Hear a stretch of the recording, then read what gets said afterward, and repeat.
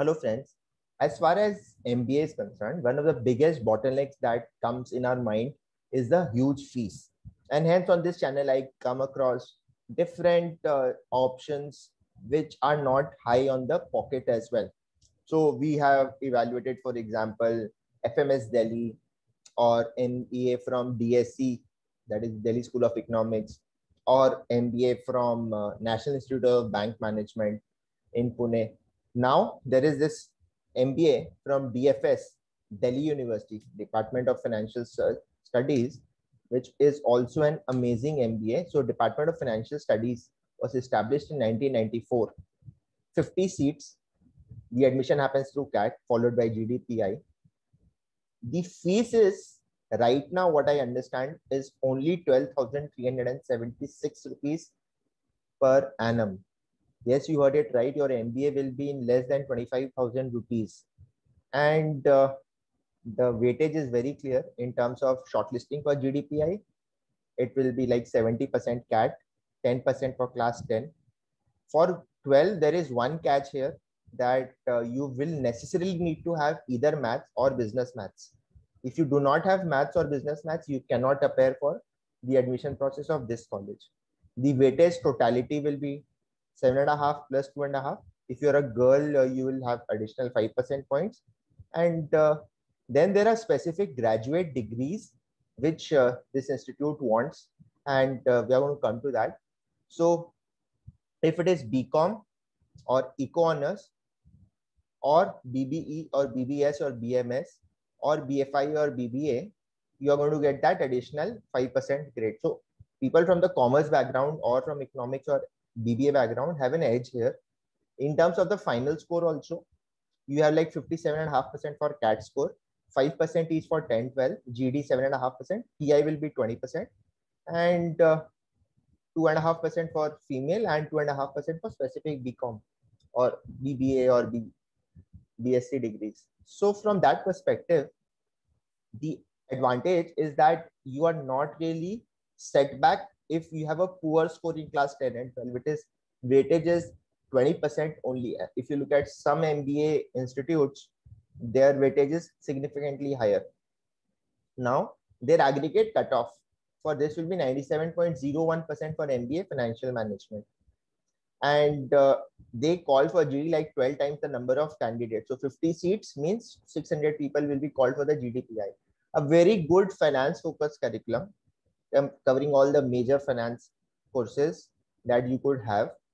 And the students get very good placement. So in fact, that is what really is the determinant of an MBA in India. You get consulting, due diligence, private equity, valuations, risk analyst, FP&A, highest salary being 26.5 lakhs, average being like 12.9 lakhs, with a median salary of 13 lakhs. 22% people get pre-placement offers. And if you look at this pyramid also, top 10% get like 20 lakh plus kind of salaries, top 25% get 16 lakh plus kind of salaries, top 50% get around 15 lakhs, and top 75% of the batch gets 14 lakhs per annum. All for 50,000 rupees in terms of your MBA. Of course, you don't get hostel in that. So it will be like FMS, a residential thing.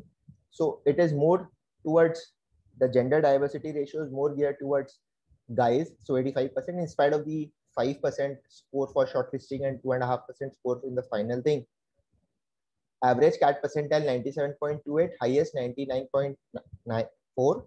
And if you look at the background also, there are a lot of people who have, everyone is like cleared CFA L1, pursuing CFA, or registered for FRM L1, L2, or from NISM, they've done 62% people have done the course. And it does not really matter here whether you're a fresher or an experienced guy. Like 50% people are freshers and 10% are in 0 to 12 months kind of a category. So because of their preferred thing, this is one college where you will not have a dominance of engineers as much as you have in other schools, because they give a additional preference to non-engineering people. And even in stipend, in terms of summer placement, you can see that people get very good roles. The stipend offered is like 2,60,000 rupees. That means it's a very, very good stipend. And average stipend is also 60,000 for 2 years, 2 months. And then the bracket in terms of salary, as we have discussed, is very, very attractive. profiles, treasury, compliance, sales, finance accounts, corporate finance, risk management, tasks. So everyone, if you look at, is what you really wanted from a B school, you're getting. And all these legacy recruiters that they have, in terms of, I could look at the big names: Barclays, DE Shaw, CRISIL, Care Ratings, Credit Suisse, Equity, KPMG, ICRA, EY. For finance, like all the good names that you should have: Society General, HDFC Banks, Kotak, and then Nomura, Nestle. These are the kind of companies where if you work, your career is going to really get sorted.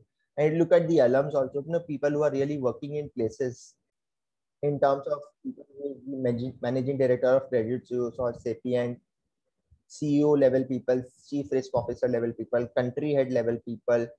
So if you look at this list, director of FP&A and founder CEO of startups, what else do you want from a B school? So friends, I would rather recommend that, instead of cribbing that I am from a middle class, and people have this tendency that, sir, you always keep telling about MBA. Do you think it is affordable for the middle class? So I've always told about MBA that there are specific B schools which are covered by SBI Scholar Scheme.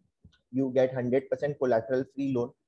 So you don't really have to pledge your house for that loan. Plus, there are these colleges like FMS or DFS that we're discussing today, or that MBA from Delhi School of Economics, where the pinch on the pocket is not really as much as it would be in any typical B school. So these are like outliers in terms of fees. And someone who is really conscious about the money, some might not have necessarily have some challenges, even they risk taking that loan of 20 lakh plus.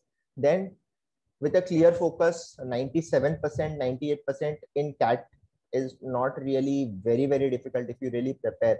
So DFS should be a very good option for such people. Thank you so much for watching this video. All the best. Bye.